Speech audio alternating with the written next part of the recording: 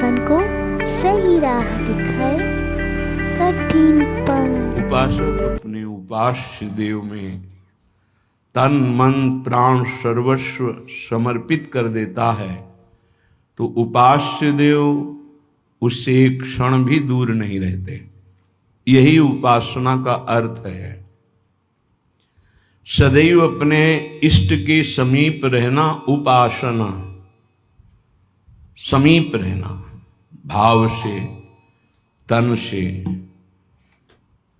हमारा तन उनकी सेवा में, मन उनके भाव में, वाणी उनके नाम गुण कीर्तन गायन में, श्रवणेन्द्रिय उनके श्रवण गुणों का करना, नाम कीर्तन का करना, नाम जप का श्रवण करना, साक्षात भगवत स्वरूप हो जाता है।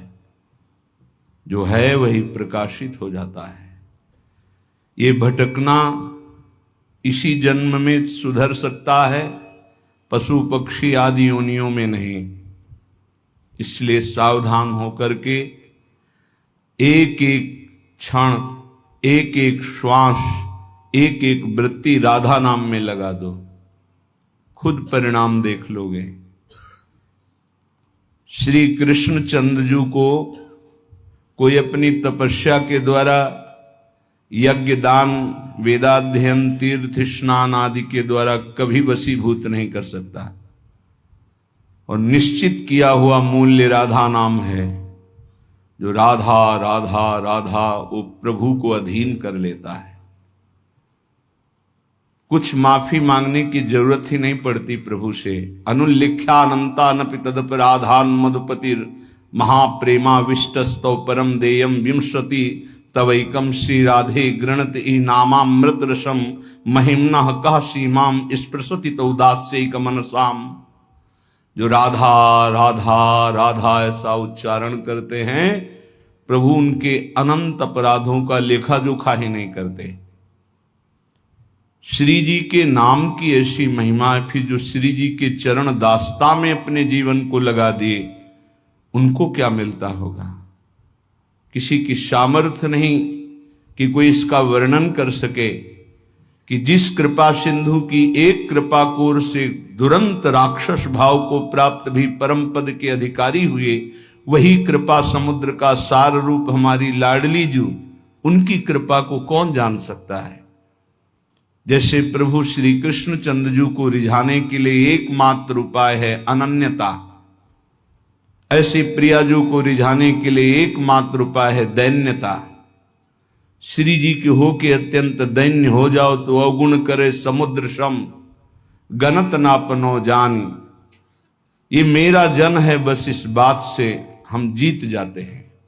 श्री जी के चरणारविंद में अपनापन हुआ कि हम जीत गए।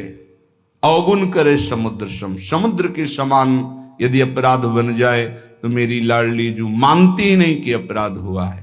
पर ये अनन्यता, ये दैन्यता बिना रसिक महापुरुषों का सेवन किए नहीं आ सकती।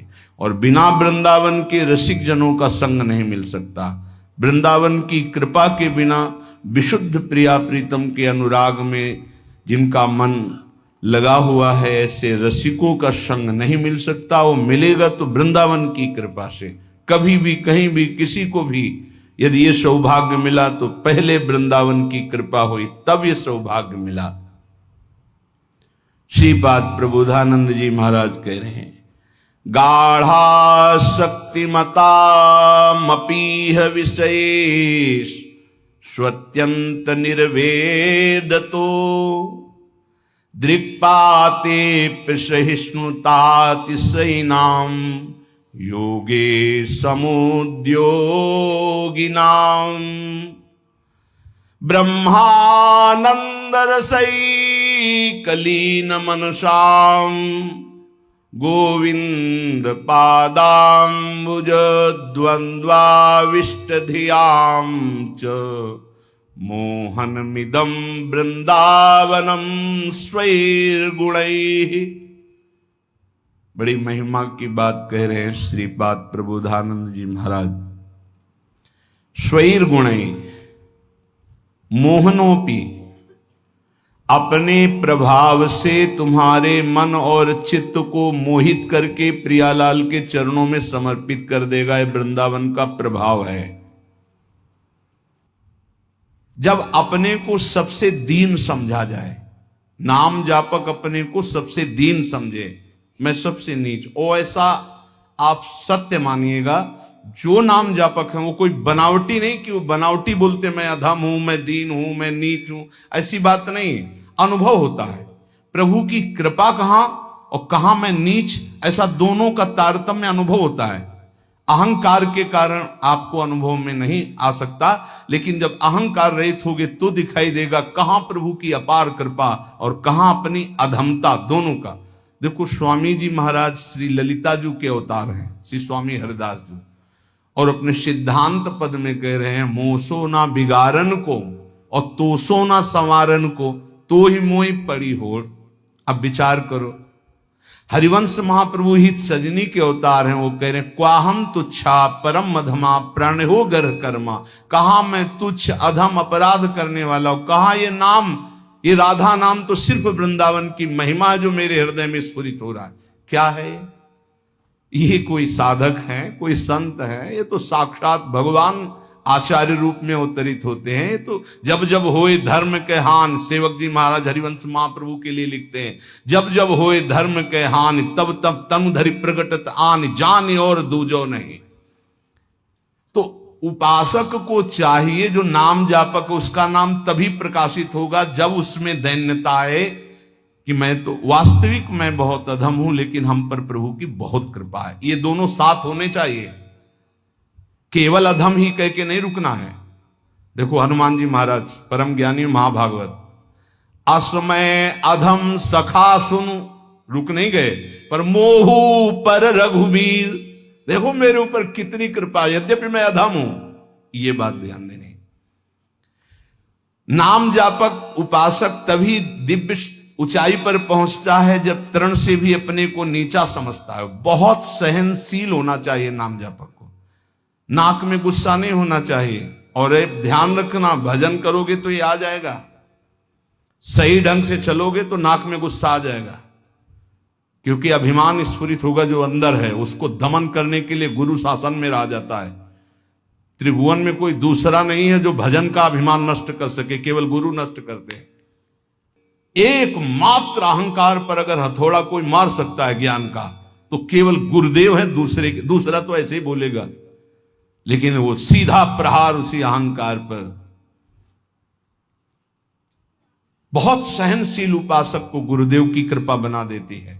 इसलिए एक प्रश्न हुआ था कि हम अव्यक्त रूप से गुरु मान लेते हैं तो हमें क्या भगवत प्राप्ति नहीं होगी? देखो अव्यक्त तुम्हें चपत लगाने नहीं आएगा, ध्यान देना। अव्यक्त तुम्हें ऐसा नहीं कि खड़े रहो, यहां यही खड़े रहो जब तक लौट के नाम है, यही खड़े रहो, चलो ऐसा करो। ये हमको प्रगट गुरु चाहिए, क्योंकि प्रगट में फंसे हैं। वो हमको दुलार भी करें, हमें डांट भी सके, हमें चपत भी लगा सके, तभी हम सुधरेंगे। मान लो हम अव्यक्त गुरु मान लेते हैं तो जो मन आया सो कर रहे हैं, वो समझा। अव्यक्त गुरु तुमको कौन ऐसा है जिसको उपदेश नहीं कर रहे? आप बुरा करने चलते हो, अव्यक्त गुरु अंदर रोकते, मान पाते हो आप? एक त्रिभुवन में गुरुदेव के सिवा कोई ऐसा नहीं है जो निर्विकार और निरहंकार कर सके। ये हम खुली बात कहते हैं। भगवान भी हमारे हृदय में बैठे रहे, निर्विकार नहीं किए। जन्म जन्मांतर से हमारे साथ हैं, कभी निर्विकार नहीं किए, कभी निरहंकार नहीं किए। वही हृदयस्थ भगवान अव्यक्त जब व्यक्त रूप गुरु रूप धारण किए तो पक्का सुधार हो गया, पक्का माया से मुक्त करने का मार्ग दिखा दिया। नहीं तो हाथ उठा कहते चाहे सर के बल खड़ा होकर तप करे, अहंकार पे कोई फर्क नहीं पड़ता। 10-10 हजार वर्ष तक खड़े रहे, जटाओं में घोंसले बन गए, चिड़िया बैठी, तुम कितने साल जियोगे? सारा अहंकार मिट्टी में, सब ज्ञान है तो क्या हुआ? केवल जल पी के रहे तो क्या हुआ?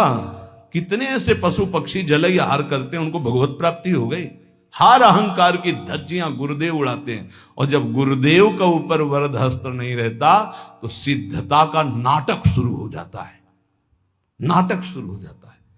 इसीलिए अत्यंत दैन्य भाव वास्तविक जब आएगा तो गुरुदेव के चरणों में आएगा। पक्का समझो, हम आपको हृदय की बात कहता हूं, जब तक गुरुदेव की कृपा नहीं तो दो बातों पर विजय नहीं प्राप्त की जा सकती। विकारों पर षड विकार जित, ये गुरुदेव की कृपा, और अहंकार रहित होना केवल गुरुदेव की कृपा, ये दैन्यता केवल गुरुदेव। ये खूब अंदर की बात कह रहा हूं, खूब साधन मार्ग में चल के कह रहा हूं। जब तक गुरु कृपा नहीं होगी प्रगट गुरुदेव की, तब तक दो बातों पर विजय नहीं प्राप्त की, एक तो विकार और दूसरे अहंकार। बहुत सहनशील होना, सहनशील गुरुदेव बनाते हैं, ठोक ठोक के हर जगह, जहां कमजोर हो वहीं पीट पीट के। दूसरों को मान देना और स्वयं अमानी रहना, यह गुरुदेव की कृपा से ही आता है। जो शुद्ध रसिक महापुरुष भगवत प्रेम में डूबे हुए हैं, वही अमानिना मान देन स्थिति प्रदान करते हैं। ये स्थिति ये बनावटी नहीं होगा, बनावटी टिक नहीं पाएगा। चाहे जितना भारी विद्वान तपस्वी पांडित्य से युक्त क्यों न हो, जब तक वो अपने को तृण से नीच नहीं समझता, सहनशील नहीं होता, दूसरों को सम्मान देना, स्वयं अमानी रहना, तब तक उसमें भगवत भाव का प्रादुर्भाव नहीं होता। ये बात बहुत ध्यान देने की है, नहीं खाली भटकना पड़ेगा। ऐसे हमसे बनते रहेंगे कि अंधा बटे और पड़ा चबाए। भजन करना कठिन, करके बचाना कठिन, बचा के पचाना कठिन। उपासक को चाहिए कि भूख लगे तो आधा पेट भोजन कर ले, प्यास लगे तो जल पी ले। जो विरक्त है उसे सदैव अपने साधन पथ को पुष्ट करते रहना चाहिए। अपने भजन, अपने साधन, अपना संयम, अपना ब्रह्मचर्य। कलयुग में सरल, सहज, महामहिम, परम सिद्धि प्रदान करने वाला नाम है, नाम। एक बहुत बड़े विद्वान थे, महाप्रभु चैतन्य देव नाम जी की महिमा वर्णन कर रहे थे, तो उसने कहा ये सब हम नहीं मानते, ये शास्त्रों में अर्थवाद कहा गया है। अर्थवाद कहते हैं कि फल स्तुति का वर्णन है, ऐसा वस्तुता नहीं है। इतना सुनते ही महाप्रभु ने कानों को ऐसे अंगुली से बंद किया और कहा कृष्ण कृष्ण कृष्ण कृष्ण कृष्ण, श्री हरि श्री हरि श्री हरि श्री हरि। कितनी बड़ी पाप की बात कह दी और हमने सुन लिया। अरे नाम की तो निंदा कर दिया, सुनने मात्र से पाप लगता है। चलो सब चलो, वस्त्र सहित गंगा स्नान करो। इस अपराधी के मुख से नाम की ऐसी अवहेलना सुनने के कारण हम सब अपवित्र हो गए। महाप्रभु सब के सब वस्त्र सहित सचेल, सचेल कहते हैं कि वस्त्र सहित, वैसे ही गंगा स्नान किया। फिर गंगा जी में ही खड़े होकर के महाप्रभु भक्तों को कहने लगे, भाई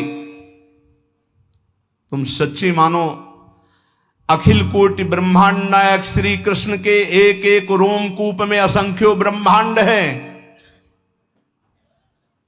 उन श्री कृष्ण को अधीन करने की सामर्थ्य श्री कृष्ण का नाम रखता है। मैं गंगा में खड़े होकर कहता हूं, पक्का पक्का। ये विद्वता भी बहुत कभी कभी भगवान से विमुख कर देती है। एक श्वास में एक नाम ले लिया, कृष्ण, राधा, राम, हरि, भारी पड़ जाएगा तुम्हारे हिसाब में। जब तुम्हारा शरीर छूटेगा और तुम्हारे रजिस्टर को देखा जाएगा तो एक कृष्ण नाम निकलेगा, तो वो तुम्हें तार देगा। एक कृष्ण नाम, ये ध्रुवदास जी महाराज कह रहे हैं, एक नाम त्रैलोक ही तारे, जो ना ले सो जन्म ही हारे। पूरे जन्म में यदि भगवान नाम नहीं लिया तो व्यर्थ चला गया जन्म। और जिसने एक बार कृष्ण कहा, राधा कहा, हरि कहा, भारी पड़ जाएगा। यमराज जी महाभागवत हैं, एक नाम की कीमत क्या है? पूरा त्रिभुवन नहीं है, वो विजय को प्राप्त होगा। असंख्य ब्रह्मांडों के स्वामी अजित को जो जीत ले वो है नाम। कोई योग के द्वारा उनको वशीभूत नहीं कर सकता, तपस्या के द्वारा नहीं करता, तत्वों की संख्या की गणना करके सांख्य योग के द्वारा उनको वशीभूत नहीं कर सकता। अगर कोई आज तक वशीभूत किया है तो नाम जापक ने किया है। सुमीर पवन सुत पावन नामू, अपने बस कर राखे नाम। ये नामापराध में 10 नामापराध में एक अपराध है नाम में अर्थवाद की भावना करना। इसलिए जो भक्ति विहीन, उनकी कभी बातें नहीं सुननी चाहिए। बड़े बड़े मंत्रों का जाप, तपस्या, पूजा पाठ, यज्ञ, दान, अनुष्ठान, कोई भी नाम की बराबरी नहीं कर सकता। गंगा में खड़े होकर महाप्रभु चैतन्य देव कह रहे हैं, स्वयं भगवान श्री कृष्ण चंद्रजू कह रहे हैं, न साध्यति माम योगो न सांख्यम धर्म उद्धव न स्वाध्याय तपस्त्यागो यथा भक्तिर ममोर्जिता। भक्ति का स्वरूप क्या है? देवर्षि नारद तदर्पिता अखिलाचारिता तद स्मरणेन परम व्याकुलते। हर समय भगवान का स्मरण करते हुए अपने कर्तव्य कर्म को भगवान को समर्पित करना, यह उत्तम भक्ति का लक्षण है। और यही मनुष्य जीवन का परम लाभ है कि प्रभु के चरणों में प्रीति हो जाए। यही ज्ञान का, योग का, धर्म का, कर्म का, सबका फल है। अगर ये नहीं तो बड़ी दुर्गति है। एक बड़ा पशु चलने में असमर्थ, उसके गुदा द्वार से पीछे से कई नोच नोच के उसे खा रहे हैं, और वो केवल चिल्ला रहा है, ना भाग पा रहा, ना कोई बचाने वाला नहीं। साहब ऐसे जिंदा पीछे से नोचे। अब जब तक उसके प्राण रहेंगे, कितना भयानक कष्ट पा रहा है, थोड़ा थोड़ा नोच नोच कर खा रहा। विशाल पशु है, भैंसा उठ नहीं सकता, अब उसे खा रहे। जितना छक जाएगा पेट वो चला जाएगा, दूसरा आएगा खाएगा वो चला जाएगा, जब तक उसके प्राण नहीं निकलेंगे। भयंकर कष्ट पा रहा है। ये प्रत्यक्ष यहां की दशा है। नरक आदि की तो कितनी उद्धार कर लो मानव जीवन में, ये मनोरंजन के लिए नहीं है। बहुत भयावह संसार है जिसे तुम देख नहीं पा रहे हो।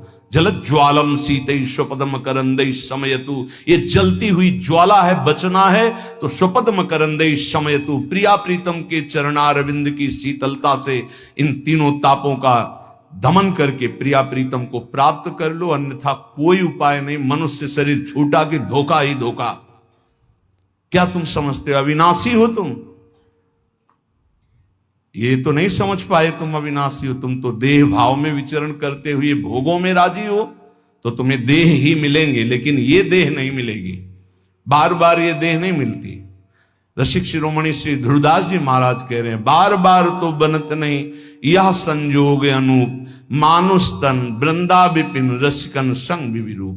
बहुत बढ़िया अवसर है, अभिमान न करो, प्रार्थना मान लो। ये जो महापुरुषों की वाणी, संतों की वाणी है, ये आपके परम मंगल के लिए है। ये किसी स्वार्थ से युक्त नहीं है। ये तुम्हारे परमार्थ को, परम अर्थ, परम सुख प्रदान करने वाली है। कोई कितना भी तुम्हारी निंदा करे, क्षमा शस्त्रम करेयस्य दुर्जना किम करिष्यति, अतृणे पतितो वह्नि स्वयमेवोप शाम्यति। वैष्णव के पास एक महान अस्त्र है जिससे वो दूसरों को परास्त करता है। क्या? क्षमा। ध्यान देना, ये वो अस्त्र है जो सांप से भी भारी है। उमा क्षमा सापहुते भारी, अपने कर्म जाय अपकारी। तुम्हें क्षमा शस्त्रम करे यस्य दुर्जना किम करिष्यति, क्षमा रूपी शस्त्र का प्रहार करो, अर्थात क्षमा कर दो। दुर्जन लोग तुम्हारा बिगाड़ नहीं सकते, क्योंकि भगवान है। जैसे तिनका जलकर भस्म हो जाता है, ऐसे ही दुर्जन लोग अपने आप सापहुते भारी। वैष्णव को क्षमा करना चाहिए। कहते हैं कि जैसे छात्र क्लास में पढ़ता है, जब उसकी क्लास बदलने का समय आता है तो उसकी परीक्षा होती है, ऐसे साधु वैष्णव की परीक्षा होती है। क्या परीक्षा होती? उसको गाली दी जाएगी, अपमान होगा, निंदा होगी। ये ध्यान देना, ये परीक्षा अगर पास हो गए क्या क्षमा और शांति, तो आगे क्लास में पहुंच जाओगे भूमिका में, नहीं फिर नीचे बने रहोगे। इस लोक में तुम्हारी चाहे कोई कितनी निंदा करे, तुम उसकी निंदा मत कर देना। निंदा को सहन करना। निंदा दो प्रकार की होती है, एक अपवाद और एक प्रवाद। महाप्रभु चैतन्य देव कहते, अगर बुरा काम तुमने किया और फिर उसकी निंदा हो रही है तो ठीक हो रही है, तुम्हें बचना चाहिए, उसमें भी तुम्हें नाराज होने की जरूरत नहीं। और अगर तुमने बुरा काम नहीं किया और तुम्हारी निंदा हो रही तो बहुत ठीक हो रहा है, तुम्हारा भारी प्रारब्ध जो शरीर में दंड मिलने वाला था वो निंदा के द्वारा काटा जा रहा है। भगवान की विशेष कृपा है। दोनों स्थिति में, प्रवाद और अप्रवाद में भी तुम्हें किसी तरह क्रोध नहीं करना है। बहुत बड़े महापुरुष चरणदास जी महाराज, साधो निंदक मित्र हमारा, निंदक को निकटे ही राखो, हो न देऊ न्यारा, साधो निंदक मित्र हमारा।